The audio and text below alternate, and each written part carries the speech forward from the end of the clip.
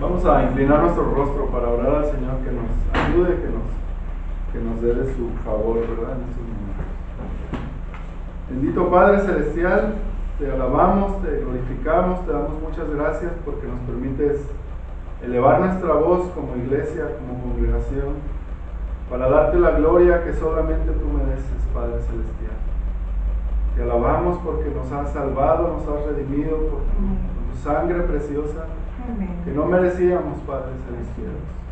Gracias, Señor, por cada uno de los que estamos aquí. En tus planes, en tus decretos, tú pusiste que íbamos a estar aquí este día. Tú tienes planes maravillosos, Señor, para nosotros como iglesia, hemos entendido. Y eso es todo, Señor, para tu gloria y tu honra. Hemos aprendido, Señor, en el día de hoy, en la clase de neumatología, que solo tu Espíritu Santo puede dar vida para que podamos entender tu palabra escrita, tu palabra predicada. Y te queremos rogar, Espíritu Santo, que hables a los corazones, que tú eficazmente, como lo haces, puedas hablar al corazón de cada uno de nosotros. Y que nos ayudes, Espíritu Santo. Ayúdame a mí, Señor, a compartir tu palabra como tú a ti te plazca, Señor. Amén. Te damos gracias porque nos permites estar aquí para adorarte. Y todo es en el nombre de nuestro Señor Jesucristo. Amén.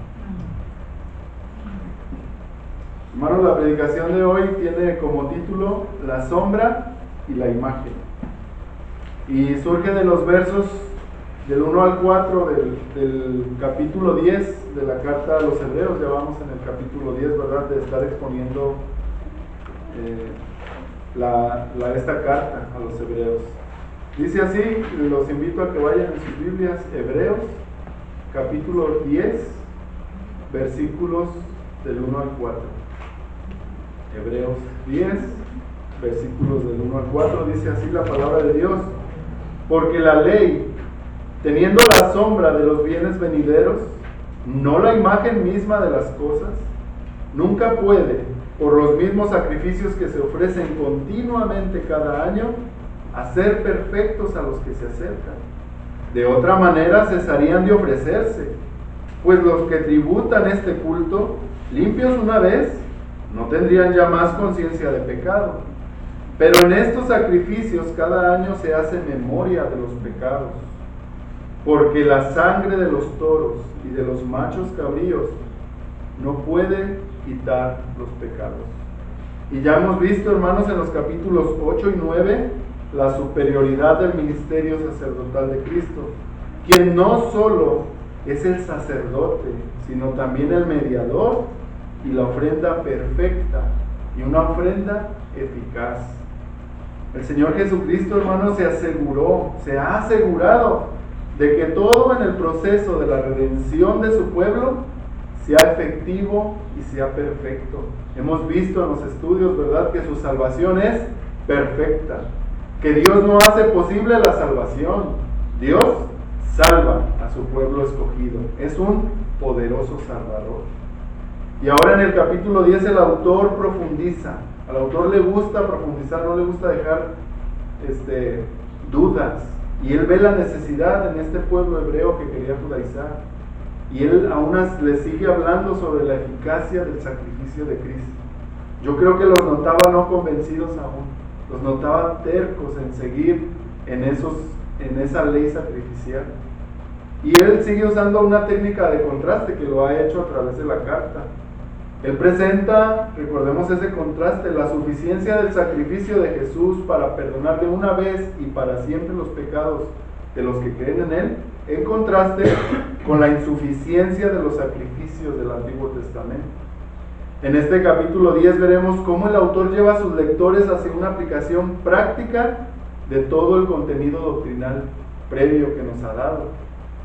Cómo los anima a disfrutar con plena confianza la nueva relación de comunión que tienen con Dios. ¿Y gracias a qué? Al sacrificio perfecto de Cristo.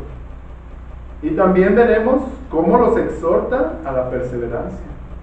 Siempre en la palabra estamos viendo, si hemos visto las clases, vemos el misterio de la soberanía de Dios y la responsabilidad humana. Siempre lo vamos a estar viendo en la palabra de Dios. Y la responsabilidad tanto del no creyente como del creyente.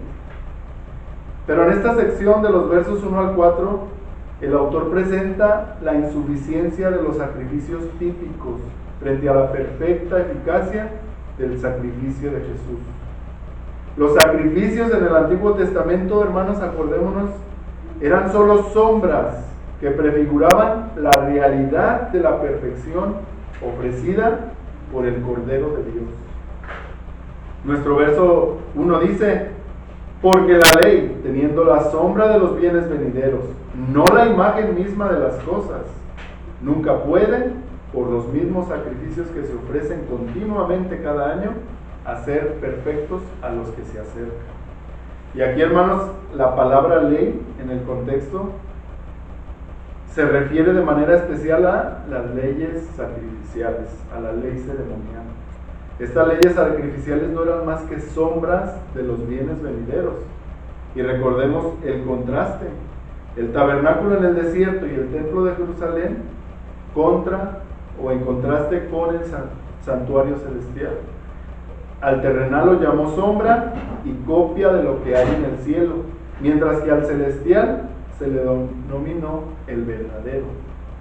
Y la carta a los hebreos nos enseña que el sacrificio de Jesús es superior en todo sentido a los rituales del antiguo pacto.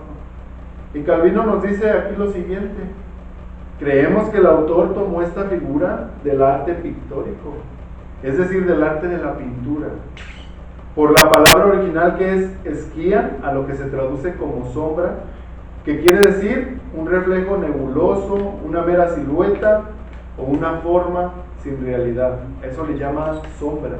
Y dice Calvino que lo tomó del arte de la pintura. Y afirmando así que tales ceremonias en el Antiguo Testamento eran semejantes a toscos lineamientos que difusamente proyectaban aquel cuadro perfecto. Calvino nos dice que los pintores, antes de introducir los colores con el pincel a sus cuadros, acostumbran marcar los bosquejos de lo que intentan representar. No se queda en bosquejo, ¿verdad?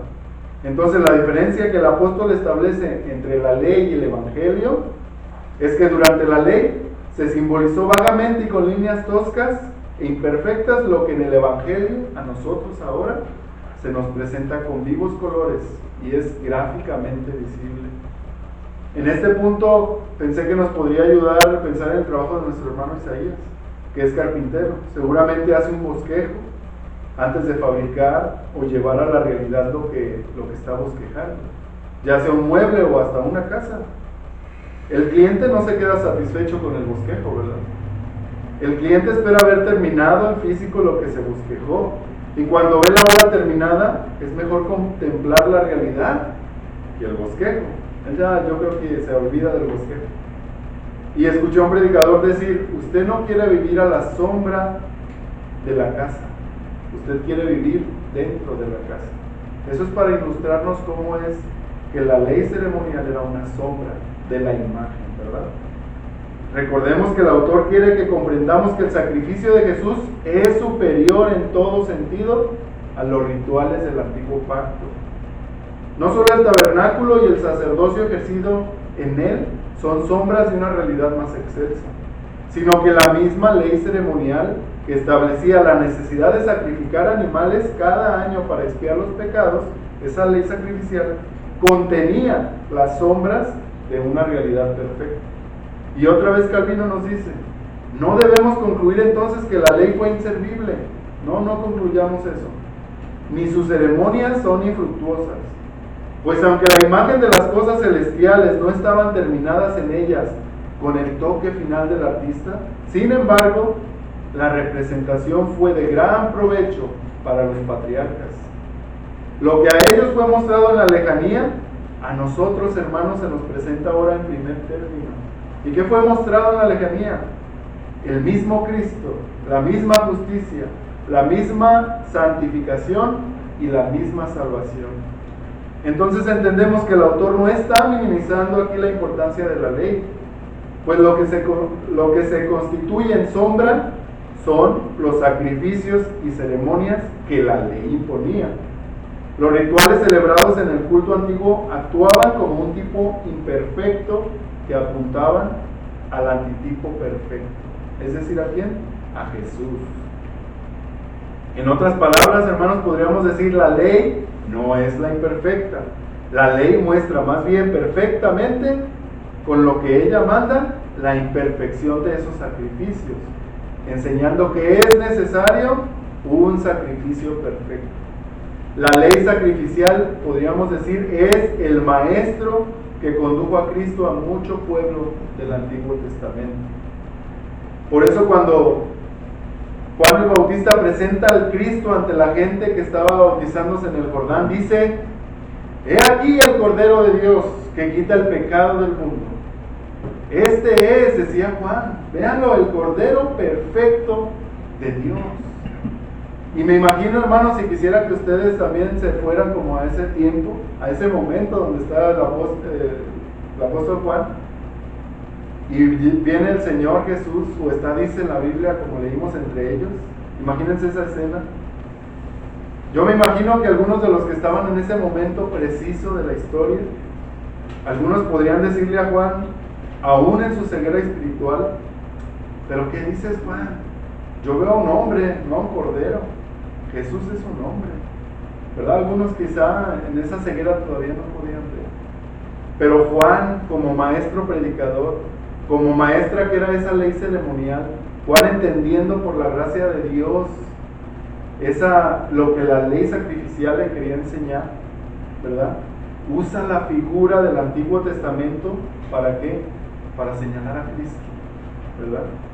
Juan sabía y estaba proclamando en ese momento que Jesús, quien es verdaderamente hombre y verdaderamente Dios, cumpliría de manera perfecta lo que se pretendía conseguir a través del sacrificio de animales.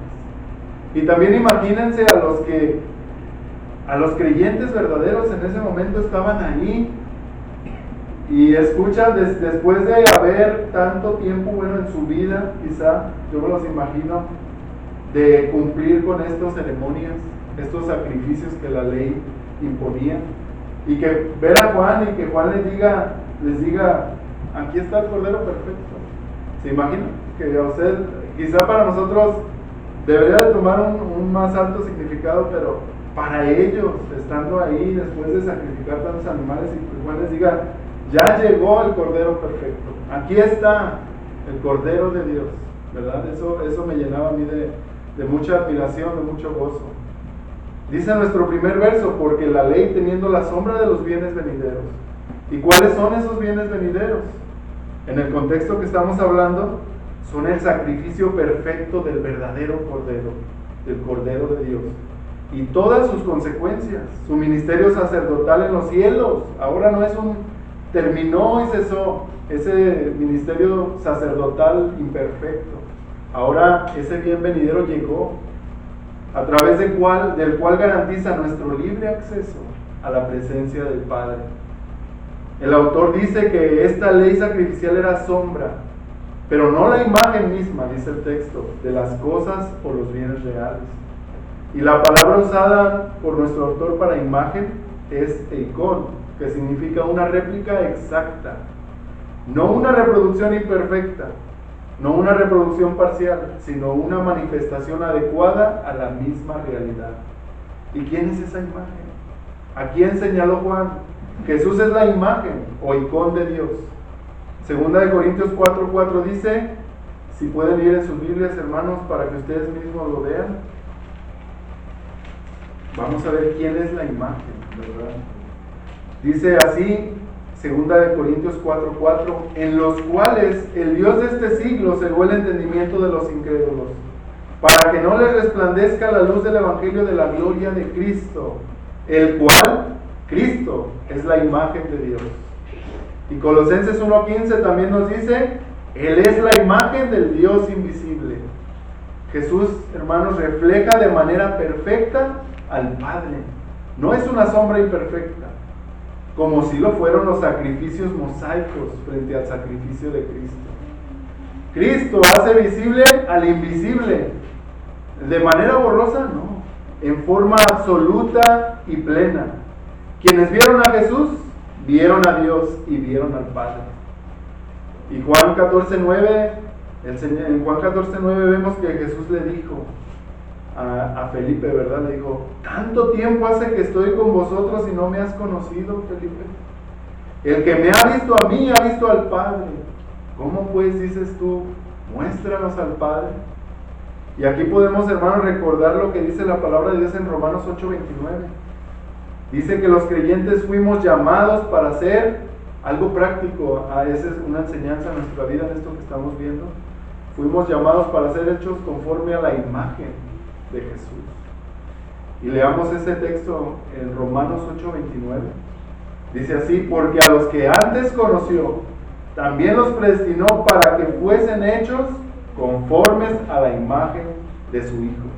¿Para qué? Para que Él sea el primogénito entre muchos hermanos. Y hermanos, nuestro objetivo en la vida cristiana debe ser llegar a reflejar el carácter de Cristo en nosotros. Los creyentes ahora gozamos de la perfección de esos bienes venideros. Esos bienes que fueron introducidos en la historia por la redención, ¿verdad? De la redención que fue en Cristo Jesús. Y aunque todavía falta que llegue la completa manifestación de estos bienes venideros, pues el cuadro, hermanos, aún no está completo. Aún falta la completa liberación de la presencia del pecado en la vida de nosotros, ¿verdad? Los creyentes. Calvino aquí también nos ayuda y nos dice: el escritor pretende no solo enseñar a los que leían su carta original sobre las bendiciones futuras respecto al Antiguo Testamento, sino también respecto a nosotros actualmente, porque aún las esperamos. El cuadro no está totalmente pintado. A nosotros nos enseña que la culpa del pecado ya fue quitada, el poder del pecado está siendo dominado a través de la obra de santificación, pero la presencia del pecado en nosotros solo será quitada de manera total y permanente en la glorificación. Pero esta esperanza es tan cierta, hermanos, en nosotros, que el apóstol Pablo lo ve como algo realizado. Él habla en presente en Romanos 8:30. Él dice: y a los que predestinó, a estos también llamó, y a los que llamó, a estos también justificó, y a los que justificó, a estos también glorificó. No dice los glorificará, dice glorificó, ¿verdad? Él lo ve como una esperanza tan cierta que lo habla en presente.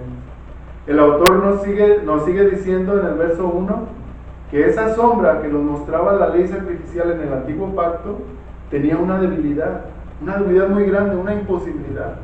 El autor dice: esa sombra nunca no puede hacer perfectos a los que se acercan.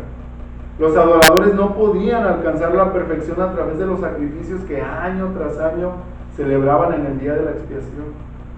El ritual no podía hacer perfectos a los adoradores. ¿Y por qué lo sabemos? El mismo texto nos lo dice. Lo sabemos, entre otras cosas, por la repetición que se requería. Cada año de los sacrificios, estaban haciendo esos sacrificios, o sea que no podían, si no se repitieran, ¿verdad? La limpieza del adorador no era posible por medio de los sacrificios. Sus conciencias no eran libradas del peso de la culpa que producía sus constantes pecados. Por eso nos sigue diciendo el verso 2 que estamos viendo: de otra manera cesarían de ofrecerse, pues los que tributan este culto, limpios una vez, pues no tendrían ya más conciencia de pecado. Entonces, hermanos, es obvio que Dios nunca estipuló que la ley de los sacrificios mosaicos permanecieran para siempre. De ser así, los adoradores nunca gozarían plenamente de comunión perfecta con el Padre Celestial. Recordemos que el autor de Hebreos está hablando con hebreos que querían judaizar, querían seguir haciendo sacrificios. Esos sacrificios incapaces de lograr lo que la ley quería enseñarles. Y una persona que diariamente necesita, aquí podemos ver un ejemplo, tomar su medicina, aunque ésta le mantenga libre de dolores por algún tiempo, difícilmente podría decir que ya está curada. Sabrá que está curada solo cuando ya no requiera más de esos medicamentos. Eso no lo entendían los judíos. No veían que si estaban haciendo sacrificios, no había habido una expiación perfecta. De la misma manera, en el antiguo pacto, los sacrificios no proveyeron la salud completa para el alma. pues anualmente, dijimos, se requería repetir y repetir esos sacrificios para expiación. En el nuevo pacto, la sangre de Jesús es tan eficaz que cura para siempre la enfermedad del alma, perdonando de una vez y para siempre los pecados de aquellos que creen en Él. Y aquí podríamos ver algo práctico y yo les podría preguntar, ¿sigues creyendo quizá en tus obras como medio de salvación? Si es así, te darás cuenta de que esas obras son ineficaces porque tienes que estar obrando y obrando, porque nunca serán suficientes para limpiar tu pecado delante de Dios. Esas obras nunca limpiarán tu conciencia. Los sacrificios de animales eran una sustitución por la vida de cada adorador. En vez de morir el adorador que había infractor, moría el animal. Pero su sangre no podía limpiar sus conciencias, de manera que tenía muchas limitaciones, ¿verdad? Y en el Antiguo Testamento, así como hoy, se requerían, eso es lo que no entendían los judíos, se requerían corazones contritos, corazones humillados que reconocieran su pecado delante del Dios Santo. El sacrificio mecánico que ellos hacían no servía para mucho. El verdadero creyente del Antiguo Testamento creía y entendía el espíritu de la ley, es decir, lo que la ley les enseñaba. No lo hacía mecánicamente como lo hacía la mayoría. ¿Y cómo sabemos eso? Escuchemos lo que dijeron algunos profetas viviendo en épocas donde estaba aún en vigencia la ley ceremonial. Les invito a que vayan a sus Biblias al primer libro de Samuel. En el capítulo 15, verso 22, vamos a ver cómo ellos sí entendían el espíritu de la ley. No era nada más algo mecánico, sino que los profetas habían sido mandados para enseñar verdaderamente lo que Dios quería enseñarles a través de la ley sacrificial. Primer libro de Samuel, capítulo 15, verso 22 dice: y Samuel dijo: ¿se complace Jehová tanto en los holocaustos y víctimas como en que se obedezca a las palabras de Jehová? Ciertamente el obedecer es mejor que los sacrificios, y el prestar atención que la grosura de los carneros. O sea que sí entendían los verdaderos creyentes lo que la ley sacrificial les quería enseñar. Y el Salmo 46 dice: sacrificio y ofrenda no te agrada, has abierto mis oídos, holocausto y expiación no has demandado. También entendía el principio de la ley sacrificial. Y Salmo 51, 16, 17 dice: porque no quiero sacrificio que yo lo daría. No quieres, dice, no quieres holocausto. Los sacrificios de Dios, él entendía y está enseñando, son el espíritu quebrantado, el corazón contrito y humillado no despreciarás tú, oh Dios. ¿Verdad que la ley tenía una enseñanza espiritual? Isaías 1, 10 al 12, en esos pasajes vemos la denuncia del Señor ante los abusos e injusticias de su pueblo, los cuales se presentaban al templo para ofrecer sacrificios que no le eran agradables. Pues procedían ¿de qué? De manos manchadas de sangre, de corazones cargados de pecados. Sí cumplían la ley ceremonial, pero lo hacían de manera externa, de manera que no entendían lo que la ley les quería enseñar. Llegaban con sus manos manchadas de sangre. Y yo les podría decir, ¿no es esto lo mismo cuando pretende el hombre ahora, en nuestra actualidad, presentarse delante de Dios con sus aparentes buenas obras? O podríamos decir con sus sacrificios, creyendo que Dios los ha de recibir. ¿No es esto lo mismo que pasaba antes? ¿No es lo mismo también aplicado a nosotros cuando pretendemos, como aparentes creyentes quizá, acercarnos a Dios diciendo: yo ya cumplí lo que se me mandó? Por ejemplo, podríamos decir: vine al templo, y después decir: ya cumplí. Salgo y sigo con mi vida de impiedad. Y al salir y seguir con esa vida de impiedad, decir: ya cumplí. ¿No es eso lo mismo que hacían los personas en el Antiguo Testamento cuando llevaban su sacrificio? Y lo llevaban, yo creo, molestos, enojados, pero ya cumplí, ¿verdad? Pero Isaías les dice en el capítulo 1, verso 15: cuando extendáis vuestras manos, yo esconderé de vosotros mis ojos. Asimismo, cuando multipliquéis la oración, yo no oiré. llenas están de sangre vuestras manos. Y por lo tanto el Señor les manda: lavaos y limpiaos, quitad la iniquidad de vuestras obras de delante de mis ojos, dejad de hacer lo malo, le decía. 16 y 17 dice: circuncidad pues el prepucio de vuestro corazón, y no endurezcáis más vuestra cerviz, porque Jehová vuestro Dios es Dios de dioses y Señor de señores, Dios grande, poderoso y temible, que no hace acepción de personas, ni toma cohecho, dice la palabra de Dios. Los sacrificios de animales, hermanos, por sí, dijimos, no limpiaban el pecado. Por ejemplo, venir nosotros a cumplir con ciertas obras que creemos que son buenas, pero sin el espíritu de lo que la ley nos quiere enseñar, no es para nada, no sirve de nada. Y es que el pecado, hermanos, no es algo tan sencillo como para ser limpiado por la sangre de un animal o por nuestras propias aparentes buenas obras. El pecado es un mortal enemigo. Los puritanos de hecho hablaban de la excesiva pecaminosidad del pecado, por eso ellos decían la pecaminosidad del pecado, alcanzaban a ver la mortalidad del pecado. No era algo simple. Y Kistemaker nos dice: Dios toma el pecado en serio. Él no está satisfecho con un sacrificio que se le presenta, sino un corazón quebrantado y contrito. Él desea una vida de obediencia y dedicada a hacer su voluntad. Y el ideal, entonces, vemos, según lo presenta el autor sagrado, es que la purificación interior o la limpieza del pecado se diera, pero una sola vez y para siempre. Y esta es la realidad superior de la cual el ritual antiguo era solo una sombra. ¿Quién es la realidad? ¿Quién es la imagen? Es Jesús. La sustancia, lo que apuntaban las sombras. La imagen sí consiguió nuestra limpieza completa y eterna. El que ha sido limpiado, hermanos, completa y eternamente por la sangre de Cristo, obrará, no para ser salvo, sino por gratitud a aquel que lo salvó.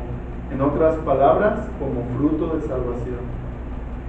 Si nuestra salvación dependiera de nuestras obras y no en la obra de Cristo, podríamos o podemos estar seguros, hermanos, de nuestra condenación. Si tu salvación depende de tus obras, ten por seguro que estás condenado. Estamos confiando quizá en las sombras, ¿verdad? Los creyentes no dependemos de sacrificios constantes o purificaciones anuales, sino que nuestra purificación se dio una vez y para siempre, por la infinita efectividad del sacrificio del Salvador. Los que son limpiados por la sangre de Cristo, desde ese momento y para siempre, gozan de esa purificación y no requieren ningún otro sacrificio. Jesús enseñó esta gran verdad a sus discípulos cuando les dijo en Juan 13:10: el que está lavado no necesita sino lavarse los pies, pues está todo limpio, y vosotros limpios estáis, aunque no todos, dijo, ¿verdad? El lavarse los pies hace referencia a nuestra santificación, esa obra de la gracia que es resultado de la justificación. Cuando un pecador se arrepiente de sus pecados y deposita su confianza solamente en Jesús, entonces es justificado. Allí mismo es limpiado de una vez y para siempre. Ya nada podrá alejarlo de la reconciliación con Dios. Desde ese momento y para siempre goza de su limpieza de sus pecados. El creyente ahora no solo está limpio delante de Dios, sino que con la ayuda del Espíritu Santo buscará la limpieza práctica en su vida diaria, sometiéndose a los preceptos divinos y reflejando el carácter de Cristo delante de los demás. Cuando este creyente, limpiado de una vez y para siempre en su ser interior, comete algún pecado, es diferente a cuando cometía pecados antes de ser regenerado. Su conciencia es herida ahora por la ley del Señor, su ley moral, ¿verdad? Y debe confesar su pecado.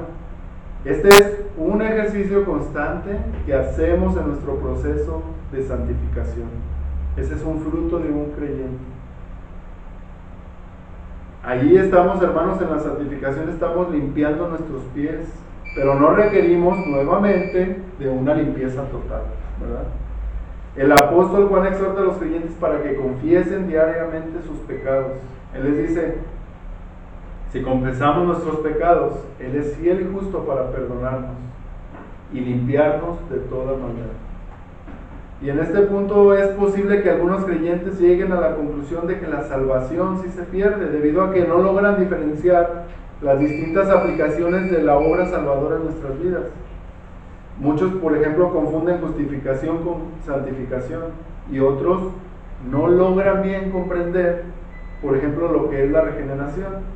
Y entonces por eso vamos a hacer un corto resumen de las aplicaciones de la obra salvadora en los creyentes.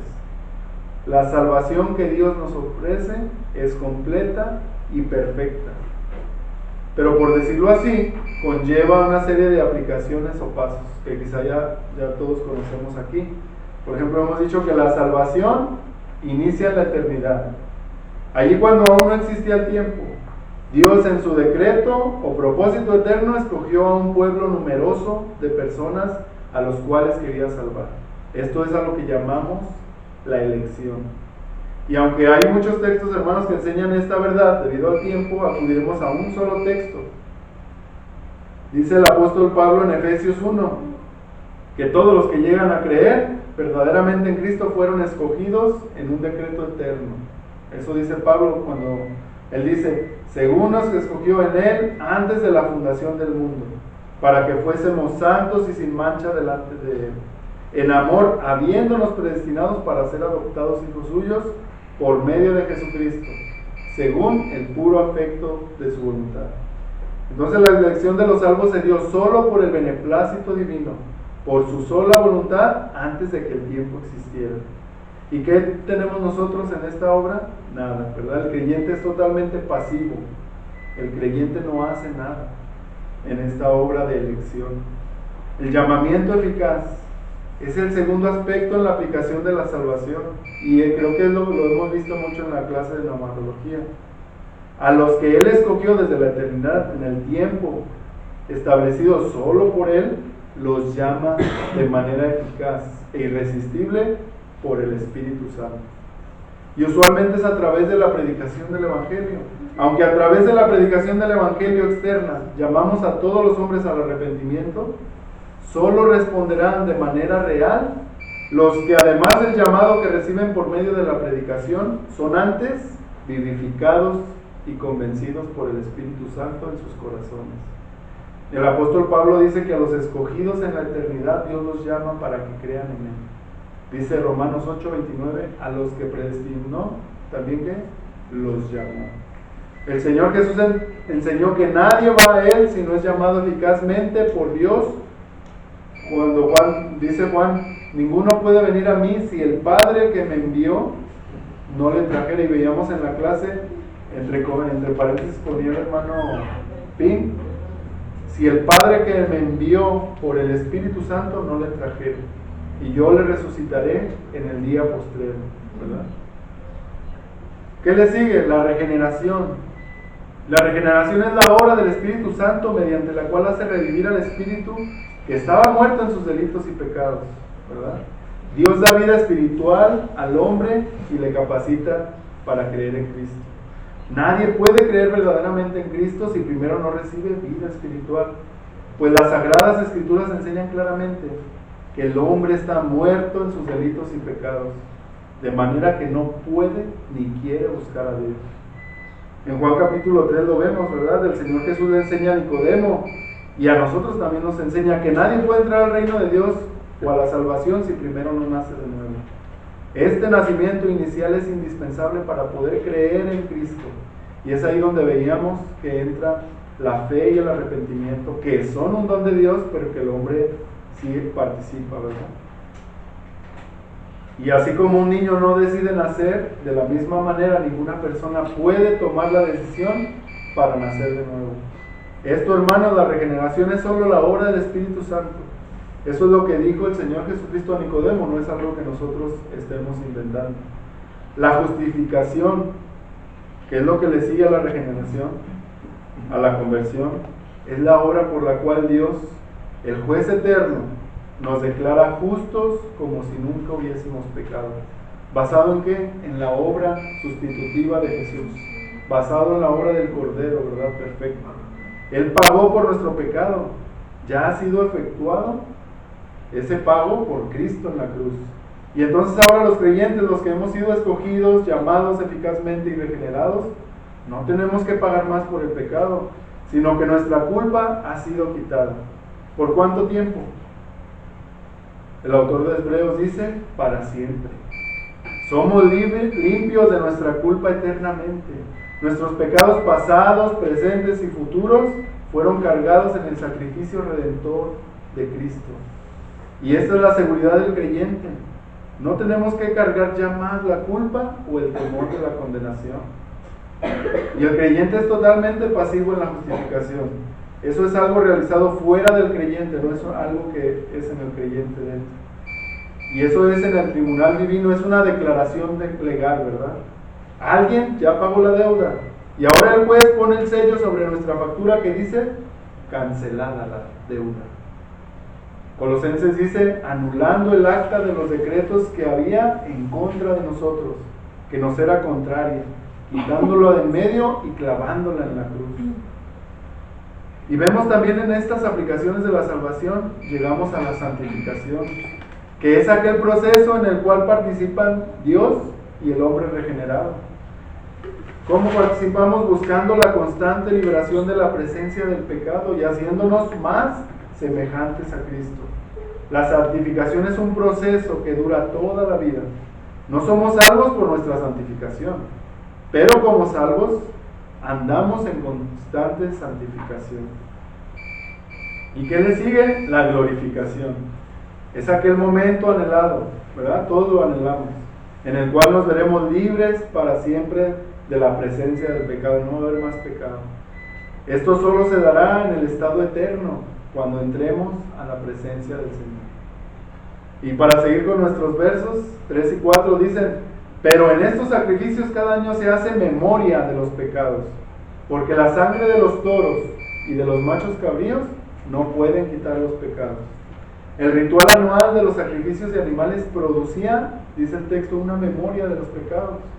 Esa memoria los llevaba al acto de arrepentimiento año tras año. ¿Por qué? Porque persistían en los mismos pecados, no había una conciencia limpia. No se sabían, como nosotros ahora nos sentimos, perdonados totalmente. El arrepentimiento como el perdón se debía renovar anualmente. Los adoradores no podían disfrutar de aquella paz abundante que es el resultado de saberse perdonado una vez y para siempre. De aquella paz que resulta de escuchar a Dios decir, nunca más me acordaré de sus pecados y de sus iniquidades. Más bien esa conciencia, hermanos, de culpa incrementaba, pues ellos sabían que con sangre de los animales no alcanzaba el olvido completo de sus pecados. Y por parte de Dios el recuerdo a traer a la memoria del pecado implicaba generalmente la acción divina de retribución. Eso lo comprobamos cuando el hijo de la viuda de Sarepta se enfermó gravemente en plena visita del profeta Elías. La viuda llegó a la conclusión que ese mal se debió a que Dios trajo a memoria sus pecados. Ella dijo, ¿qué tengo yo contigo, varón de Dios? ¿Has venido a mí para traer a memoria mis iniquidades y para hacer morir a mi hijo? Y en nuestro tiempo, hermanos, ahorita mismo podríamos decir que los creyentes en Jesucristo, cuando venimos al culto de adoración, somos confrontados con nuestros pecados por medio de la predicación expositiva de la palabra de Dios. Y en cierto sentido hay una memoria de nuestros pecados. Pero debemos conocer que hay una diferencia entre la confesión humilde y contrita de los pecados como hijos ya de Dios y una regresión enfermiza sobre los pecados ya confesados y perdonados. Quizá por eso observamos la advertencia que hace Pablo en Romanos 8:15. Dice así, pues no habéis recibido el espíritu de esclavitud para estar otra vez en temor, sino que habéis recibido el espíritu de adopción, por el cual clamamos, Abba Padre. Ahora no venimos como antes de ser regenerados, ahora clamamos, Padre mío, ¿verdad? Perdóname. ¿Y cuánta diferencia, hermanos, hay entre las celebraciones mosaicas y las cristianas. Hoy día los cristianos celebramos la Cena del Señor, que dicho sea de paso debe ser una celebración constante. Pero esta celebración no es para recordar nuestros pecados, sino para hacer memoria de aquel que llevó nuestros pecados en la cruz. Ya no hay memoria de los pecados, sino un gozo inmenso por el verdadero Cordero de Dios, el Cordero que llevó nuestros pecados sobre su cuerpo una vez y para siempre. Y la Santa Cena, hermanos, no es un momento de tristeza en el cual lloramos recordando la muerte del Señor, sino para el creyente es un momento de profundo y espiritual gozo en el cual anunciamos la muerte redentora de Jesús, que quitó el pecado de nuestras conciencias y nos libró de la condenación. Es una celebración santa. Aunque cuando celebramos la cena podemos mirar a Jesús crucificado a causa de nuestros pecados, el objetivo, hermanos, de la misma no es hacer memoria de un cordero muerto, sino de uno que vive y vive para siempre, del que Él resucitó, de uno que resucitó. El cordero para la expiación moría y quedaba para siempre en ese estado, ¿verdad? El cordero del antiguo pacto. Nuestro cordero realmente murió, quitó la culpa para siempre de nuestras conciencias, pero resucitó. De manera que ahora nos gozamos en el que vive para siempre al lado del trono del Padre, el cual ya no es para nosotros un trono de juicio como hijos, sino un trono de gracia.